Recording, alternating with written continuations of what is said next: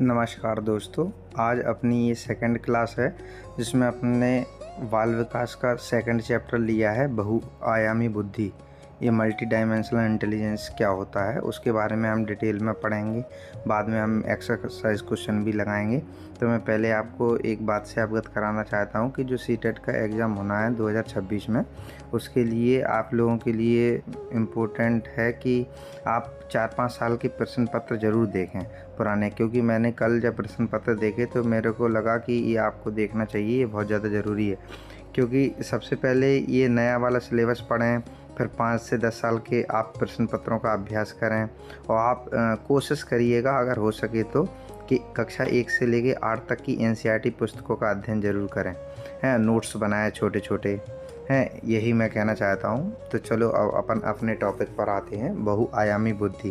पहले अपन ये समझते हैं कि बुद्धि होती क्या है। तो बुद्धि क्या है कि भाई एक मानसिक क्षमता है जिसके द्वारा व्यक्ति सीखता है, तर्क करता है, समस्याओं का समाधान करता है, निर्णय लेता है, नई परिस्थितियों में स्वयं को समायोजित करता है। इसको हम बुद्धि कहते हैं। और कई वैज्ञानिक हैं जिन्होंने अपनी परिभाषाएं अलग अलग दी हैं। ऐसा नहीं है कि बुद्धि की यही परिभाषा है जो मैं आपको बता रहा हूँ। जैसे इसमें लिखा है, नोट्स में मैंने लिखा है कि सामान्य रूप से कहा जाए तो बुद्धि एक व्यक्ति के मस्तिष्क की वह क्षमता है जिसमें सोच विचार कर व्यक्ति का कार्य व्यवहार निर्धारित होता है। सबसे पहली बार का इसमें लिखा कि सबसे पहली बार बोरिंग ने 1923 में बुद्धि को एक औपचारिक परिभाषा दिया था। बुद्धि की औपचारिक परिभाषा दी थी। उन्होंने कहा था कि बुद्धि परीक्षण जो मापता है वही बुद्धि है। आप समझ रहे हो, बुद्धि परीक्षण जो मापता है वही बुद्धि है। और इसके लिए एक कैली थ्रस्टन के अनुसार भी है कि बुद्धि का निर्माण प्राथमिक मानसिक योग्यताओं से है। कैली के अनुसार 5 मानसिक योग्यताएं व बुद्धि का निर्माण के बारे में थ्रस्टन ने 7 मानसिक योग्यताओं से बुद्धि का निर्माण में के बारे में बताया है। तो थ्रस्टन कहते हैं कि बुद्धि प्रत्यक्षीकरण संबंधी योग्यता है, ठीक, तार्किक वांछित योग्यता है, सांख्यिकी योग्यता है, समस्या समाधान योग्यता है, स्मृति संबंधी योग्यता है, आगमनात्मक योग्यता है, निगमनात्मक योग्यता है, प्राथमिक मानसिक योग्यता है आदि। ये इसके बारे में बताते हैं। पहले तो मैं आपको बता दूं कि बहुआयामी बुद्धि है उसको 1983 में हार्वर्ड गार्डनर ने इसका सिद्धांत दिया था। वो कहते हैं कि बुद्धि का केवल आईक्यू तक सीमित नहीं है। जैसे कई लोग मानते हैं कि आईक्यू किसका तेज है किसका कम है, तो आईक्यू से बुद्धि का लेना देना नहीं है, यहाँ तक तो सीमित है। प्रत्येक व्यक्ति में विभिन्न प्रकार की बुद्धियाँ होती हैं, गार्डनर का कहना है, और हर व्यक्ति किसी न किसी प्रकार से विशिष्ट क्षमता रखता है। अब मैंने इसमें नोट्स में लिखा है, वो पढ़िए आप, कि बहुआयामी शब्द को तोड़ने एवं बहु प्लस आयामी होगा। यहाँ बहु का आशा है अधिक, आयामी का अर्थ है आस कार्य क्षेत्र से है, अर्थात अलग अलग दिशाओं में कार्य निष्पादन की क्षमता। बहुआयामी बुद्धि के बारे में हम कह सकते हैं कि व्यक्ति की वह बौद्धिक क्षमता जो अलग अलग क्षेत्रों को निष्पादित करने में सक्षम हो, बहुआयामी बुद्धि कहलाती है। हम समाज में देखते हैं कि किसी व्यक्ति में सामाजिक राजनीतिक समझ, समस्या समाधान से संबंधित समझ, नेतृत्व आदि के गुण एक साथ पाए जाते हैं। इस प्रकार की कार्यों को संपादित करने की बुद्धि उनके अंदर होती है। इसी बुद्धि को हम बहुआयामी बुद्धि कहते हैं। इस नोट्स में मेंशन नहीं किया मैंने, जैसे बहुआयामी बुद्धि हैं तो उनकी कुछ विशेषताएं हैं। जैसे प्रत्येक व्यक्ति में अलग अलग प्रकार की बुद्धियां होती हैं। आप भी जानते हो, सब ही लोग समान नहीं हैं।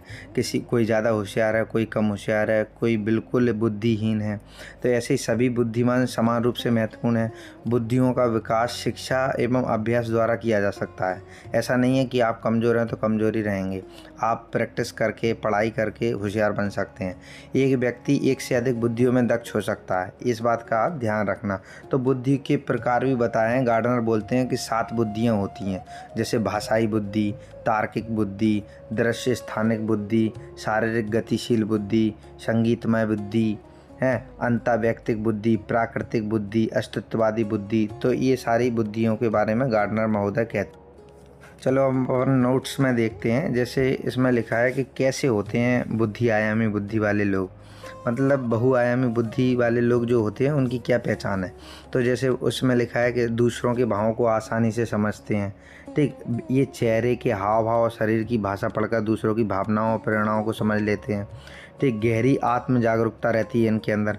ऐसे लोग खुद की ताकत, कमजोरियां, भावनाओं, विचारों को बहुत जागरूक होते हैं। इन सारी चीज़ों को लेकर ये लगातार नया सीखने की कोशिश करते हैं, जटिल समस्याओं को रचनात्मक तरीके से सुलझाते हैं। लोगों में बुद्धि तीक्ष्ण होती है, हर क्षेत्र में उपलब्धि को प्राप्त करने की कोशिश करते हैं।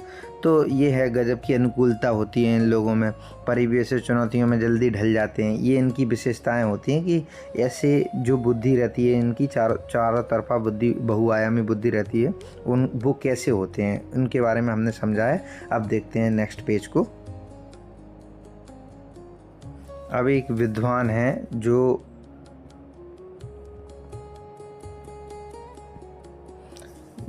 गिलफर्ड का बुद्धि सक्रिय उत्पादन सिद्धांत दिया है इनने, बहुआयामी सिद्धांत है।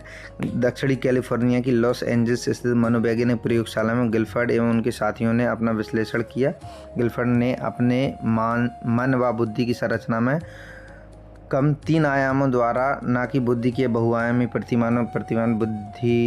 प्रतिमान बौद्धिक योग्यताओं का त्रिमार्गीय वर्गीकरण किया है, जैसे संक्रियाएं, विषय वस्तु, उत्पाद। गिलफर्ड के अनुसार प्रत्येक बौद्धिक आयाम भिन्नता लिए हुए है, जिसकी प्रामाणिकता तत्व विश्लेषण द्वारा संभव है। बुद्धि के 3 आयाम बताए इनने, संक्रियाएं, विषय वस्तु, उत्पाद का वर्गीकरण। ये बोलते हैं कि बौद्धिक योग्यताओं को 5 वर्गों में बांटा जा सकता है, जैसे संज्ञान या जानकारी होना, स्मृति, जैसे सीखी हुई बात को कितनी देर तक आप याद रख सकते हैं इसके बारे में। अपसारी चिंतन, इसके द्वारा व्यक्ति का विभिन्न दिशाओं में चिंतन करना, नवीनतम ग्रहण करना मतलब नई नई चीज़ें सीखना। अभिसारी चिंतन, इसमें क्या है कि मान्य सूचनाओं का चिंतन करना। ठीक, और ये है मूल्यों, किसी बात को परखने हेतु प्रयास करना। ये सब इन्होंने गिलफोर्ड के द्वारा दिए गए सिद्धांत के कुछ पहलू हैं। दोस्तों, मैंने आपके लिए कुछ अभ्यास प्रश्न दिए हैं जो कि मैं पिछले सेशन में भी दिया था, तो आप इनको लगाइएगा, देखिएगा आपसे क्वेश्चन बन रहे हैं कि नहीं। और इस बात का ध्यान रखिएगा कि जो सीटेट का एग्ज़ाम होना है उसके लिए जो मुख्य बिंदु मैं बता रहा हूँ उनको आप ज़रूर ध्यान रखिए कि पुराने पेपर ज़रूर देखना है और नया ना पढ़ें, जो पढ़ा है उसी को बार बार पढ़ें। मैं आपके लिए अगली नेक्स्ट वीडियो, नेक्स्ट चैप्टर लेके आऊँगा। मैं सिर्फ आपको शॉर्ट नोट्स के माध्यम से ऐसी चीज़ें समझाना चाहता हूँ जो बेसिक पॉइंट हैं, जिनको आप ध्यान रखेंगे तो आपके क्वेश्चन बन जाएंगे। मैं कोई थ्योरी वाइज ज़्यादा बड़ा वीडियो नहीं ला रहा हूँ, केवल इसी वजह से क्योंकि बोरिंग लगता है वो, इसलिए मैंने मेन चीज़ें उतनी ही दे दी, क्योंकि 1-1, 2-2 घंटे की वीडियो देखने से कुछ नहीं होगा, क्योंकि पेपर पास में है। तो धन्यवाद, आज का वीडियो यहीं समाप्त करते हैं।